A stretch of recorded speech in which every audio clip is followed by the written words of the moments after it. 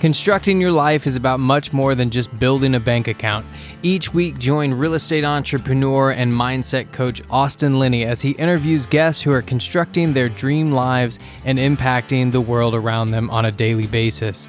If you're an entrepreneur or wanting to start a business, or you just want to hear motivating stories of how others have overcome the odds, you are in the right place. And now for your host, Austin Linney.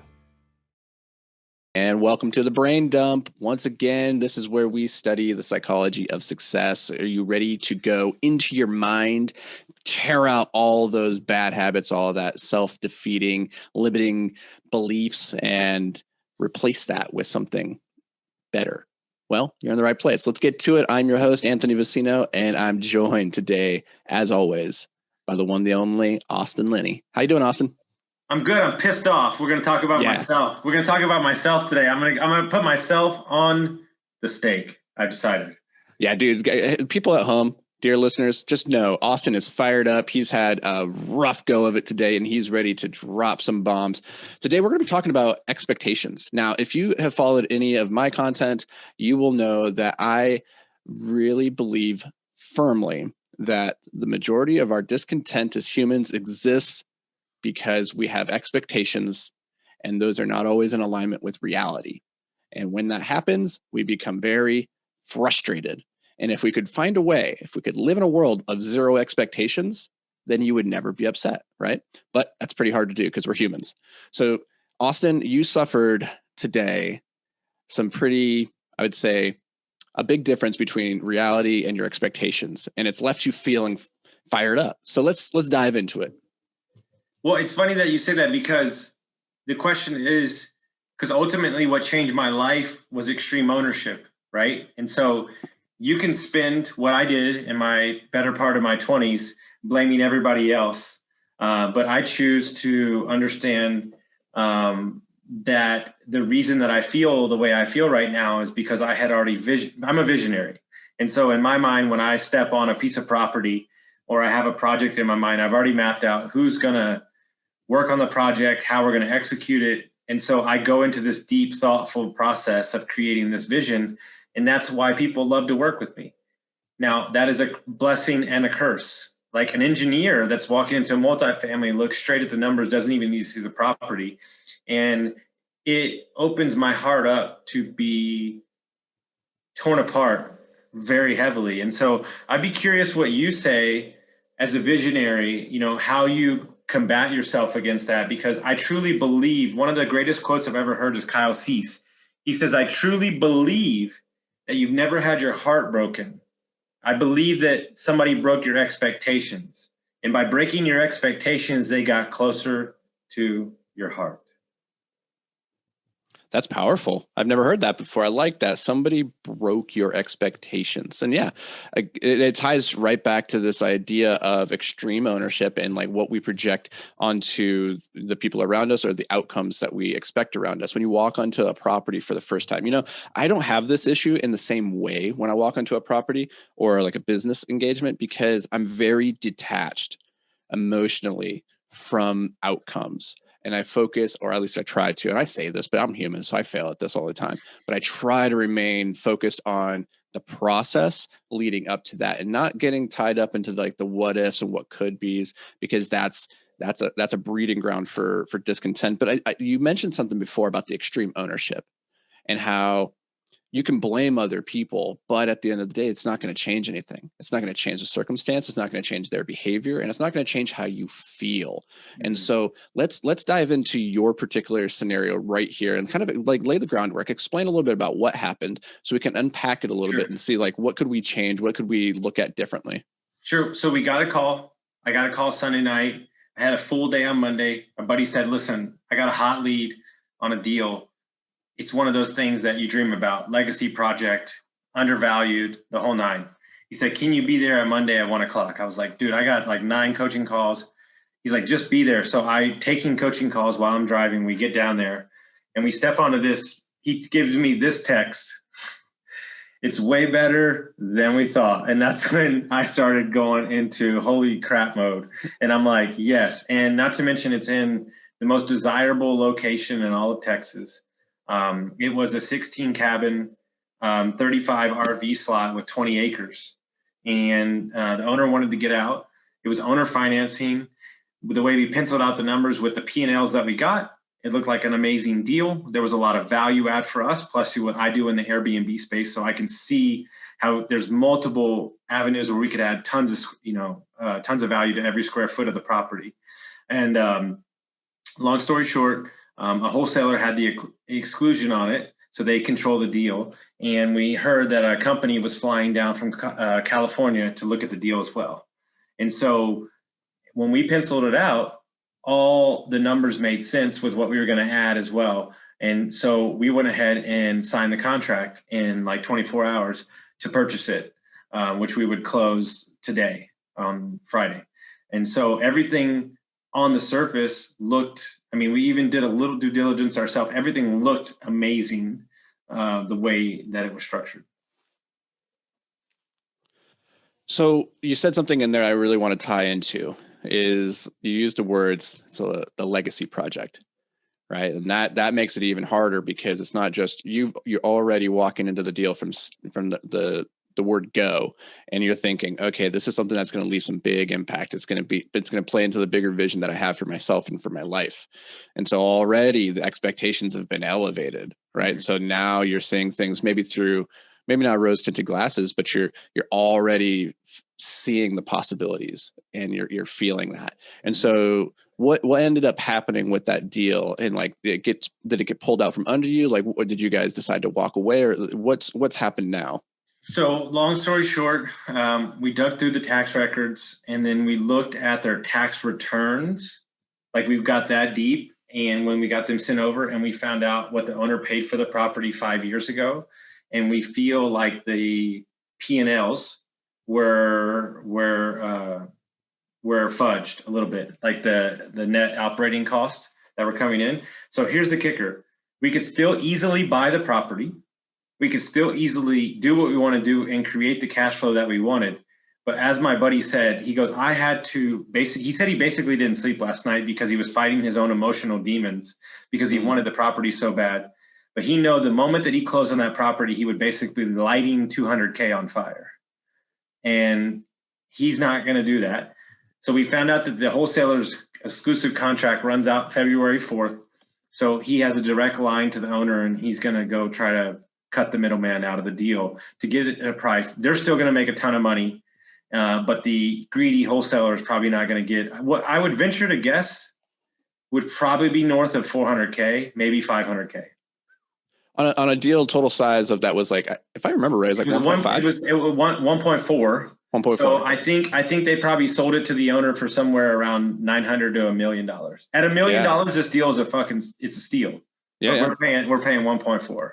It's incredible though, despite all that, you guys, you're attached to this, you see the legacy project, you want this really badly, but your partner is a disciplined investor and says, hey, I'm not going to spend more than what's prudent here. So, and I think there's a really valuable lesson there, which is even when you're going through that emotional turmoil, I think a lot of investors, a lot of business people would talk themselves into it and be like, it's close enough. It's not that bad. The deal's really good. And they would walk themselves up to that asking price rather than staying diligent and, owning that, hey, you're probably going to lose the deal. Like, best case scenario is wholesaler gets kicked out of the picture. You go back to the seller, you get the deal back under contract. Best case scenario, you get the thing, but more than likely it's probably not going to pan out that way. And you have to write it off as dead at this point.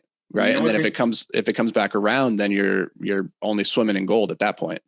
Well, you know what's interesting, and you'll love this tie through is amazing. Him and I both in the last 3 months have been studying the Stoic Philosophy. Mm-hmm. And we've incorporated it into our investing. Neutral thinking, and we live by this. And we both have been looking for this type of deal for 1.5 years. So that's why and he already came up with the logo. I mean, everything. Like, I've told people, I had meetings to get it up and running right away. And I thought to myself, this one thought. Now we are 100% prepared when the next property comes around and is the right deal to put the plan in action within a day opposed to me scrambling and everything, because now we have everything available. I have the team ready and so on and so on. And so you have to understand that you make money on the buy, you don't make money on the sell. And if you get your emotions involved in a deal, then you are going to be kicking yourself because you've hamstrung yourself by having access to capital on future deals. Because I live by the creed that every deal is the next best deal of your life. Mm-hmm. This is the idea. You either win or you learn, right? And if you walked away from this deal and you didn't win it, and you walked away and you didn't learn anything, then it was a complete failure. It was a complete waste of time. And you have every right to be upset and frustrated with yourself because you didn't dig for the nugget of, growth that's obviously there. And you're looking at this from the right perspective, which is, hey, I'm better situated for the next deal. And now you've learned, like, hey, this wholesaler, I'm not going to work with that guy in the future. Just cut that right out. No, don't get burned by him again. If anybody else comes to you and says, hey, have you worked with that guy before? You can save them too. So like there's some education that has been earned there through the school of hard knocks. And then also, hey, that your due diligence parameters, they work, they catch stuff. Often when we do our due diligence, we don't catch anything. Like everything comes back clean. And we're like, oh yeah, it was cool. Perfect. But when you do catch something, like it shows that the system actually is doing something. I think a lot of people, they start to cut corners after a while because they're like, oh yeah, I've walked 1,000 properties. I've seen 1,000 of them. I'm sure this is fine. It's close enough. And that's where you can get really burned. They maybe didn't do the plumbing check that they should have done, or they didn't do the tax record check like you guys didn't go that one layer deeper. So there's a lot of learning. Right? On a reflection point of view, as we're saying this and the things are coming out, and I thought about this as I was driving from it. My reflection in this whole matter, and this is why I'm amazed at my mindset and where I am emotionally and physically, who I am today. My mindset is thinking to myself, wow, we sure as fuck have come a long way. When a year ago, I would have been torn up for a week. A year ago, I would have never been able to even take on a deal like this. A year ago, somebody wouldn't have gave me part of a deal with not putting any money in because they trust me so much. A year ago, I wouldn't have 7 other projects going on where this deal is really not that big of a deal. And so my reflection is like, man, we've come a long way. And I've got enough lines in the water that when the right deal comes around, we'll be ready to pull the trigger. Think about that. Isn't that crazy how expectations grow as alongside your competency and like where you are? Just thinking back 2 years ago, like you could never have done this deal, right? And so there would have been nothing to be upset about. You would have gone into it and you'd been overwhelmed from the beginning and you probably wouldn't been able to close it. And then, that would have been that. But now here you are and you're like, oh, we were so close to the finish line. And now I'm frustrated because we couldn't get it across because your competency is that much higher. But I think it's a good perspective whenever our expectations are not met, whether that's through a relationship, another person, or it's through a business and venture, for whatever reason, when our expectation isn't met, to take that moment to reflect on why was our expectation set where it was? Is that a realistic expectation? Is, in your case, yeah, it's realistic that you guys could have taken down this deal, but at the end of the day, I think it's really cool that your better angels won out in terms of being a disciplined investor, because you had that set to a higher expectation of like your vision for who you were and what type of investors that you guys are, rather than the dopamine that you would have gotten from closing that one deal, right? Because it's really easy sometimes to say, we're pretty disciplined, but we can kind of fudge it a little bit here. Well, it's interesting. You make me really dig deep there for a minute.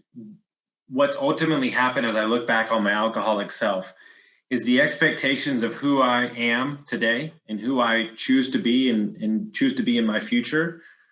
Has nothing to do with external expectations of who I should be.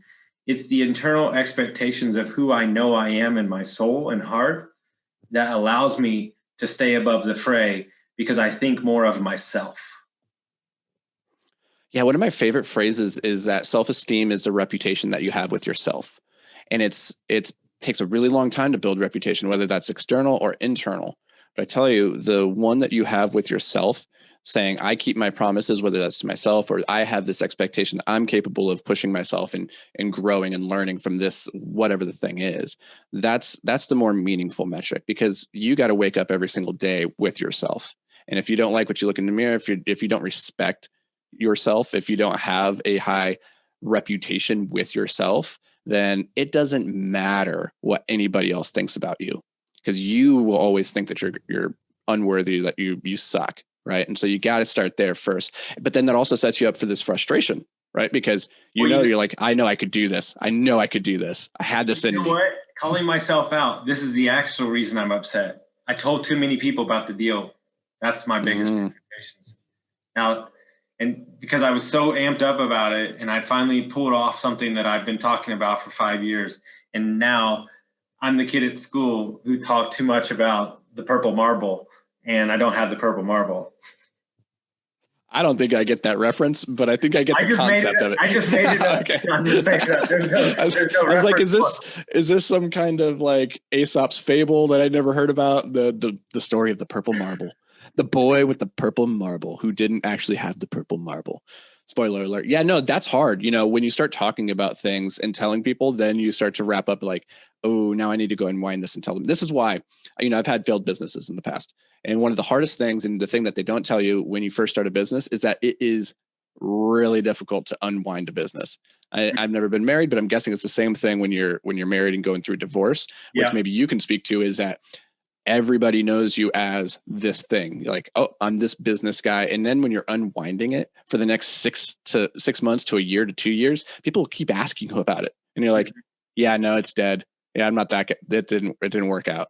And that's hard because you have to like keep ripping that Band-Aid off each and every time. We've been divorced almost a year, give or take, or basically separated, divorced. I just found out. Remembered yesterday that I was on her car loan. Like I got a text message about it. Like, dude, you want to talk about unwind a 13-year marriage? Yeah, it's so hard. It's so hard. Yeah, and it's the same thing when you share your goals with people. I think there's a lot of value with sharing your goals. I always question when people are sharing their goals too publicly, though. I'm like, what are you getting out of this? Are you getting the short-term boost of people then thinking, oh, your goal is to be a billionaire, like therefore people are associating with that, and then you got the dopamine, right? Or did you really want to be that, and you're telling people because you expect that external accountability? And that can be very powerful. If you say, hey, Austin, this year I'm going to publish a book, then every single day I need you to like be reaching out and be like, hey, how's that book coming along? And if at the end of that year I didn't do it, then it's just full of shit. And that it wasn't about the accountability. It was just I wanted to tell you that I was going to publish a book and then not actually follow through with it. So I always question people's motives for sharing their dreams and sharing their aspirations. And I don't know though, if you, where do you fall in terms of like sharing the goals? I think you're pretty open and you like say, hey, I'm doing this thing, but if you could go back, would you keep this one closer to the vest?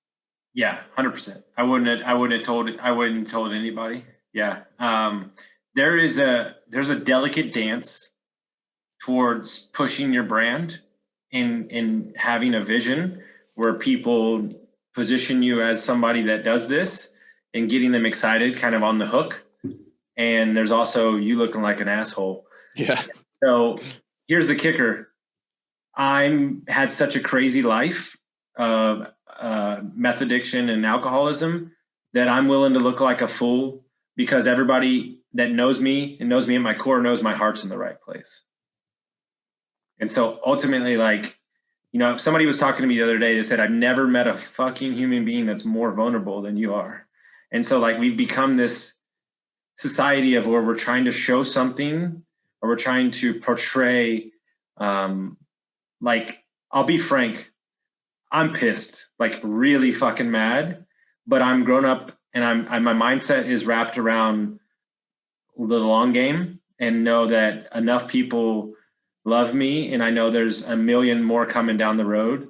And that's the new version of me. That's fucking like makes me very happy. Like, because it's interesting, right? Not to go in a rabbit hole, but if you talk to recovery people and you talk to anybody that's working on their mindset, here's the kicker. We all have bad days. We all have bad hours. But what they're protecting against is the spiral. And so I'll have this conversation with you. I have a massage scheduled later this afternoon. I'll meditate and it'll be done. Old Austin, this would have lasted 6 weeks. And I would have been drinking and I would have been pissed, whining and bitching. So now the spiral is like an hour and I'm over it. And so I think that's where, when the mindset works, right? That's where it's amazing. People that have $1 billion have a bad day. Right. But they can pick back up the next day and just chalk it up to, we're going to get after it again. And I think that's a really good place for us to wrap this episode up. Is I challenge you listeners at home, because I like to make things tactical, give you something to walk away with. I challenge you right now to think about what's going on in your life in just a macro sense. What are you happy about? What are you disappointed with? Do you have some frustrations? And pinpoint those frustrations, those areas of your life where something's not quite right. And I challenge you to look at that and say, okay, what was my expectation? Is that a contributing factor here? That if I had a different expectation of the outcome or the behavior from this other person or whatever, would my state of mind, my feelings on this be different? And quite often, if you just tweak that expectation, or at least acknowledge and say, hey, my expectation, that's what's getting me into trouble here. That's the first step towards unwinding that and realigning with this idea that if we can detach ourselves from expectations, both external and internal, life gets pretty good. Thanks. Love it. All right. So we'll catch you guys at the next episode of Brain Dump. Make sure you go leave a review. Otherwise, I'm going to be real sad.